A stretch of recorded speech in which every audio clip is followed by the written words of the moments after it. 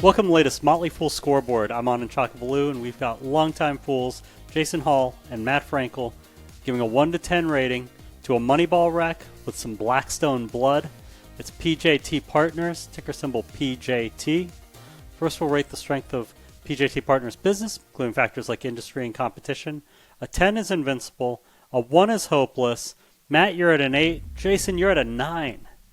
Yeah, Anna, this is a relationship-driven industry when it comes to the mergers and acquisitions and all of the restructuring and all those investment banking activities.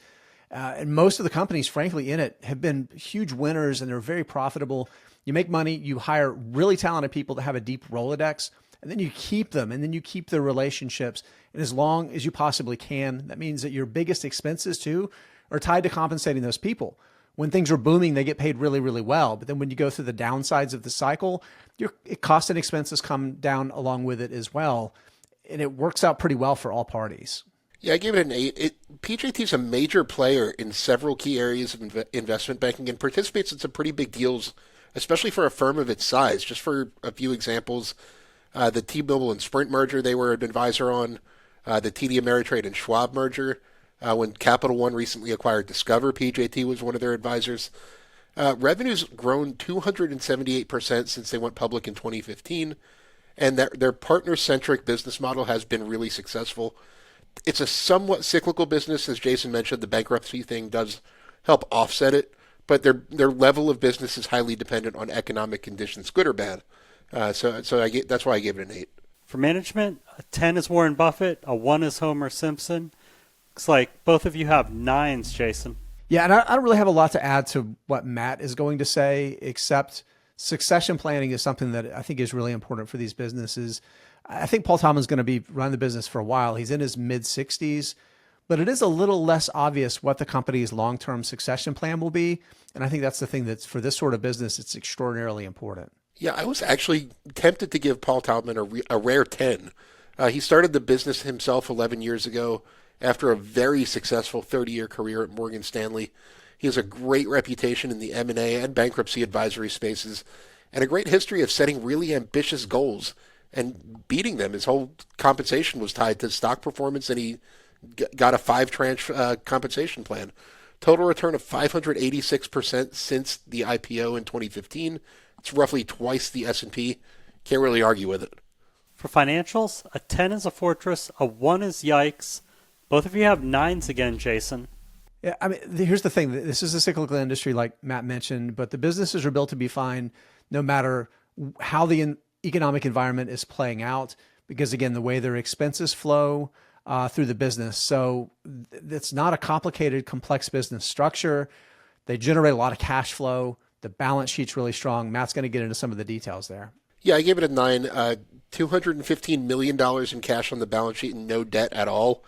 A great track record over the 10-year history as a public company of really great growth, both on the top and bottom lines. Clients have nearly doubled. Adjusted earnings are up 250%, and that was consistent growth over a 10-year period. There's not much not to like here financially. All right, let's talk valuation, Matt. How well will PJT Partners stock do over the next 5 years, and how safe is it? 10's a sure thing, 1's a lottery ticket. So I said a 10 to 15% rate of return, which is actually lowballing what it's done over the past 10 years. And I gave it a safety score of 8, which is, I think, the highest safety score I've given a company in that return range. PJT, they're not likely to be a market-crushing stock. They're not going to, 5x in the next, 5 years. But I do foresee it to continue to outperform over time. They have a great relationships.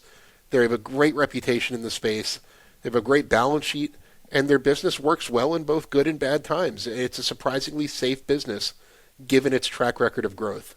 So I'm saying 10 to 15% returns, and my safety score is a 7. 2 reasons for both of those scores, because I could see the business the stock doing a lot better or a lot worse. Stock's not really cheap right now. This is a cyclical industry. Interest rates coming down. That's a little bit of a catalyst. Could drive more M&A activity. But a lot of how the stock does over the next 5 years is going to be tied to what the environment looks like 5 years from now. If the environment's good, or the expectations it's going to be good, the valuation is going to get pushed up even more and the returns are going to be even better. But if the outlook is not good, then that could really help cause the stock to underperform. So I think investors have to be somewhat conscious of that reality. Investors like me, Jason, because thanks to you and Matt, you've given them an overall score of 8.3 out of 10, which means it's been a while. I'll be buying shares of PJT Partners. One of the scary things about investment banks, they say it about Goldman. You want to work at Goldman. You might not want to own the stock just because the money goes out the door with the people. But as Jason noted, in a cyclical industry, when you eat what you kill, when times are bad, you don't get paid as much. And it's been a really good performer. I'm kind of excited to own this stock. Look out for a new scoreboard every market day at 7 p.m. Eastern. Next up is PaySign. Till then, Fool on.